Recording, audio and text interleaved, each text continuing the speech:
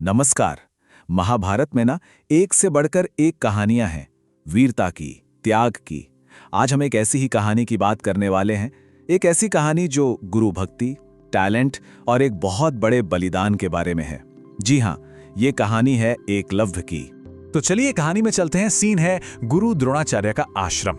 यहाँ पर गुरु वंश के राजकुमार मतलब पांडव और कौरव सब हथियार चलाना सीख रहे थे और गुरु द्रोण उन्हें आर्चरी के मतलब धनुर्विद्या के वो सारे सीक्रेट्स बता रहे थे जो किसी को नहीं पता थे। अब इतने सारे राजकुमारों के बीच में एक स्टूडेंट ऐसा था जो गुरु द्रोण का कह सकते हैं फेवरेट था, और वो थे अर्जुन। भाई अर्जुन का जो डेडिकेशन था, जो टैलेंट था, वो बिल्कुल ही अलग ही लेवल का था। मतलब अर्जुन का डेडिकेशन ऐसा वैसा नहीं था। एक कहानी है, कहते हैं कि एक रात प्रैक्टिस करते करते हवा से दिया बुझ गया। तब अर्जुन को एक बात समझ आई कि निशाना लगाने के लिए आंखों से ज्यादा जरूरी है हाथों का सधा होना, मसल्स मेमोरी। और बस उसी दिन से अर्जुन ने घुप अंधेरे में निशाना लगाने की प्रैक्टिस शुरू कर दी। अर्जुन की यही लगन देखकर ना द्रोणाचार्य इतना इंप्रेस हुए कि उन्होंने अर्जुन को एक प्रॉमिस कर दिया। उन्होंने कहा, अर्जुन मैं तुम्हें दुनिया का सबसे बड़ा आर्चर बनाऊंगा। और ये जो वचन था ना, यही इस पूरी कहानी का सबसे बड़ा टर्निंग पॉइंट बनने वाला था। तो अब कहानी में एक नए कैरेक्टर की एंट्री होती है। उन्हीं दिनों एक और लड़का द्रोण के आश्रम पहुंचता है। उसके दिल में भी वही सपना था, धनुर्विद्या सीखनी थी। इस लड़के का नाम था एकलव्य। लेकिन यहाँ एक पेंच था, एक सामाजिक पेंच। देखिए, अर्जुन थे एक राजकुमार और एकलव्य वो थे निषाद राज हिरण्यधनु के बेटे। और उस जमाने के जो नियम थे वो बड़े सख्त थे। उनके हिसाब से हथियार चलाने की ट्रेनिंग सिर्फ क्षत्रिय ही ले सकते थे। बस इसी वजह से द्रोणाचार्य ने एकलव्य को अपना स्टूडेंट बनाने से साफ साफ मना कर दिया। लेकिन एकलव्य ने हिम्मत नहीं हारी।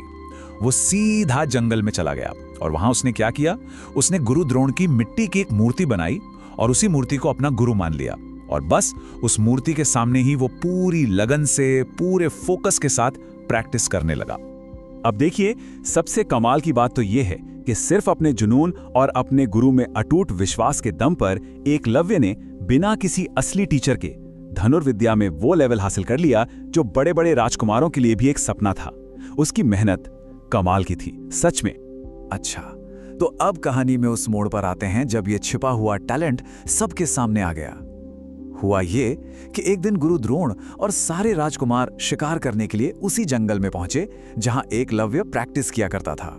अब शिकार करते करते राजकुमारों का एक कुत्ता था, वो जरा भटक गया और भटकते भटकते वो पहुंच गया एकलव्य की कुटिया के पास।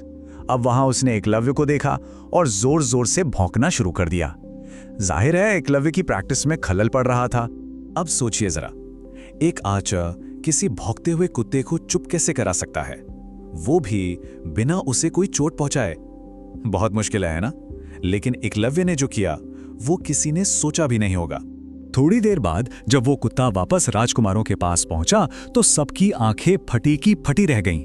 उस कुत्ते का पूरा मुंह तीरों से भरा हुआ था, लेकिन मजे की बात यह कि उसे खरोंच तक नहीं आई थी।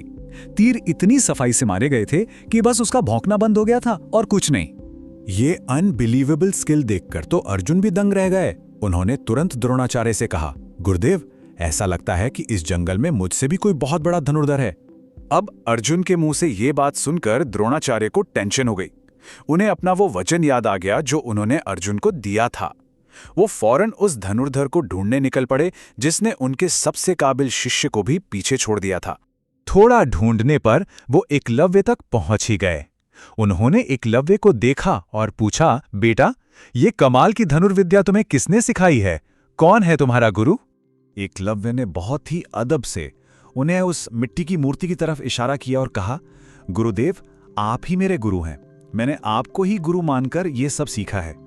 ये सुनकर तो द्रोणाचार्य हैरान रह गए, एकदम सन्न। और बस यहीं से कहानी अपने सबसे इमोशनल और सबसे मुश्किल मोड़ पर पहुंचती है। द्रोणाचार्य एक बहुत बड़ी दुविधा में फंस गए थे। एक तरफ था अर्जुन को दिया हुआ वचन और दूसरी तरफ एक शिष्य का धर्म। अच्छा, आगे बढ़ने से पहले एक चीज समझनी बहुत जरूरी है, गुरु दक्षिणा। गुरु दक्षिणा क्या होती है?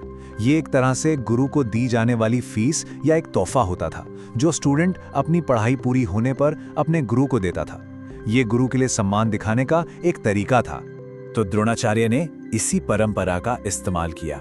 उन्होंने एकलव्य से कहा, ठीक है, अगर तुम मुझे सच में अपना गुरु मानते हो तो फिर तुम्हें मुझे मेरी गुरु दक्षिणा देनी पड़ेगी। एकलव्य तो खुशी खुशी तैयार हो गया। उसने कहा, गुरुदेव आप बस हुक्म कीजिए, आप जो मांगेंगे मैं दूंगा। और तब द्रोणाचार्य ने वो चीज मांगी जो किसी भी आर्चर के लिए उसकी जान से भी ज्यादा कीमती होती है। उन्होंने कहा, गुरु दक्षिणा के तौर पर मुझे तुम्हारे दाहिने हाथ का अंगूठा चाहिए। ये सुनकर भी एकलव्य के चेहरे पर जरा भी शिकन नहीं आई। उसे अच्छी तरह पता था कि एक धनुर्धर के लिए अंगूठे का मतलब क्या होता है। उसके बिना वो कभी तीर नहीं चला पाएगा। फिर भी उसने एक सेकंड भी नहीं सोचा। उसने तुरंत अपना अंगूठा काटा और अपने गुरु के पैरों में रख दिया। गुरु भक्ति की ऐसी मिसाल शायद ही कहीं और देखने को मिले। और यहीं आकर यह कहानी हमें एक बहुत बड़े सवाल के साथ छोड़ जाती है। क्या यह गुरु भक्ति की सबसे ऊंची मिसाल थी, या फिर एक बेमिसाल टैलेंट के साथ हुआ एक भयानक अन्याय? इस बारे में सोचिएगा जरूर।